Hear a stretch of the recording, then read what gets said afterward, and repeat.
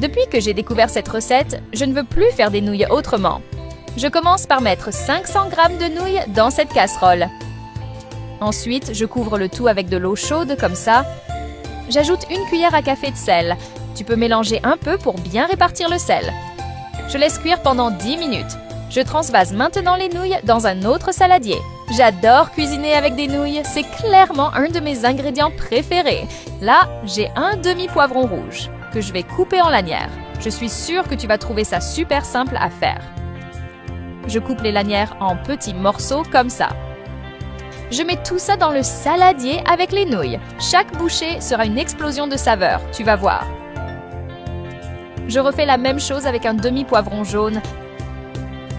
Je coupe bien en petits morceaux, ça va bien s'intégrer au reste des ingrédients. Je t'ai tout bien expliqué pour que tu n'aies aucune galère en préparant. Je vais aussi utiliser un demi-concombre. Même technique pour les découpes, toujours bien émincées comme je le fais ici, c'est parfait.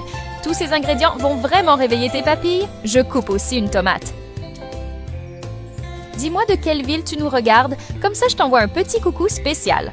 Aujourd'hui, le bisou va pour Julien Morel de Lyon.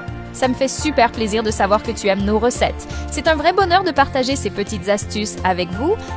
J'ajoute maintenant de la persil à mon goût pour relever tout ça, et aussi un peu d'oignon émincé. Puis 150 g de mozzarella coupé en dés. Je mélange bien le tout avec une cuillère. Regarde-moi ça, c'est juste parfait. Dernière étape, je verse 3 cuillères à soupe d'huile d'olive dans un bol. Une cuillère à soupe de ketchup et une de moutarde. Ce mélange, c'est la clé du succès. Tout le monde va adorer.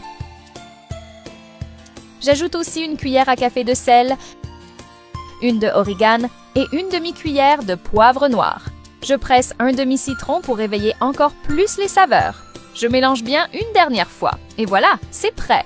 Il ne reste plus qu'à verser ce mélange par-dessus les ingrédients dans le saladier. Tu peux bien répartir le tout. Avoue que rien qu'à voir ça, t'as envie d'y goûter, non? Je l'ai faite hier pour des amis. Ils ont tellement kiffé qu'ils m'ont supplié de venir vous la montrer. Le top, c'est que c'est rapide et avec peu d'ingrédients. Tu peux continuer à bien mélanger tranquillement. La recette est simple, mais le résultat, digne d'un chef. Et l'odeur, je te jure, même tes voisins vont venir toquer à la porte.